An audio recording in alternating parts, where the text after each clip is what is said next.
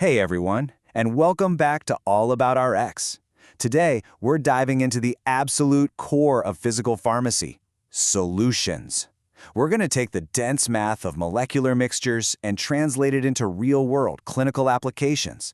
Whether you're mixing sugar and water or formulating complex intravenous fluids, understanding exactly how these mixtures behave is absolutely vital.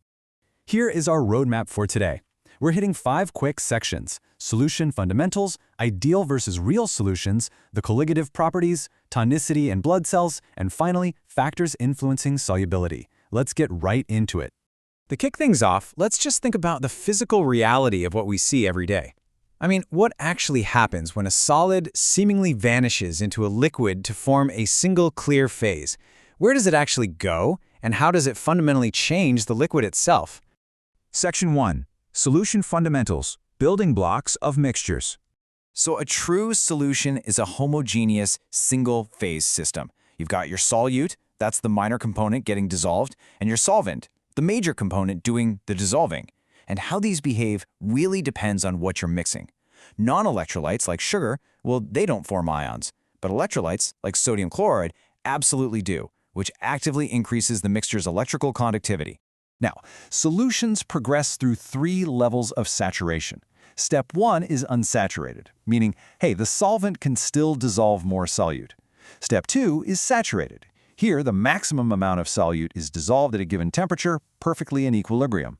But step 3, this is where it gets wild, supersaturated. This state is incredibly unstable. It's holding way more solute than normally possible, and if you agitate it even just a little bit, the excess solute will immediately crystallize right out. Section 2. Ideal versus real solutions, the rules of attraction. In a theoretical, perfectly ideal solution, the intermolecular forces are totally uniform. Mixing the components causes 0 change in heat and absolutely no change in volume. But we live in the real world, right? In real solutions, those cohesive and adhesive forces are mismatched. So when you mix them, take sulfuric acid and water, for example, those differing forces can actually cause volume contraction and a massive release of heat. Ideal solutions follow a strict mathematical rule called Raoult's law. Basically, the partial vapor pressure of a component is just its pure vapor pressure multiplied by its mole fraction. It's simple math. If you mix benzene and ethylene chloride, you just multiply their pure pressures by their fractions, like 0.6 and 0.4, to easily get your total vapor pressure. Real solutions, on the other hand, will definitely deviate from this perfect math. Section 3.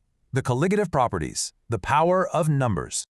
Okay, the absolutely crucial thing to remember here is that colligative properties depend entirely on the number of particles. They do not care about the identity of the particles.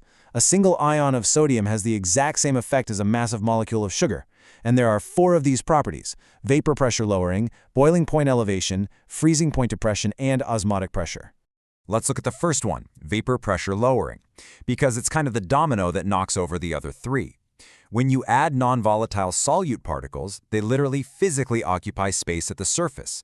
They trap the solvent molecules, blocking them so they can't escape into the air, which makes the overall vapor pressure drop. Because that solvent is trapped at the surface, it changes the temperature boundaries of the liquid. It depresses the freezing point, which, by the way, works for both volatile and non-volatile solutes. And crucially, it creates osmotic pressure. We calculate that using the Van 't Hoff equation. It's the exact pressure needed to stop the net flow of solvent across a semi-permeable membrane, and honestly, it's the absolute most sensitive method we have for calculating the molecular weight of really large molecules. Section 4. Tonicity and blood cells, the clinical reality. Now let's bring this to the human body.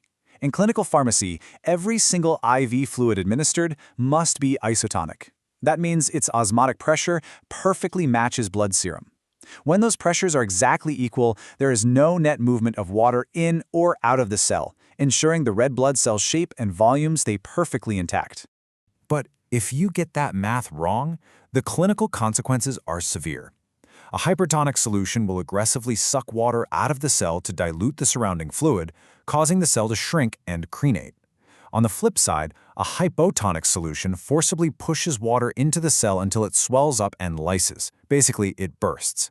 This right here is why mastering the math of solutions is a matter of life or death. Section 5. Factors influencing solubility, why drugs dissolve. To ensure we can actually formulate these perfect solutions, we have to understand what makes things dissolve. It's a very delicate balance. For solid drugs, turning up the temperature generally helps them dissolve. But for gases, it's the exact opposite. Pressure also heavily dictates gas solubility, thanks to Henry's law.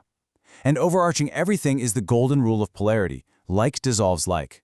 Polar solutes need polar solvents. Now, pharmacists don't just sit back. We actively speed up the dissolution process. How? First, by decreasing the particle size, which massively increases the surface area. Second, we match the pH, because acidic drugs prefer dissolving in acidic media. And third, simple agitation. Shaking or stirring breaks down the diffusion barrier, forcing the drug to dissolve way faster. Okay, quick recall time before we wrap up today's explainer.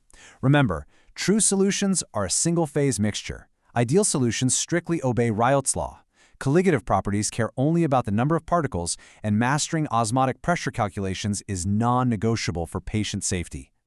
After seeing the hard math behind all this, it really leaves you wondering, given how easily a tiny shift in concentration can cause a red blood cell to shrink or burst, just how exact do pharmacy compounding protocols have to be to guarantee that cellular equilibrium is never, ever accidentally broken?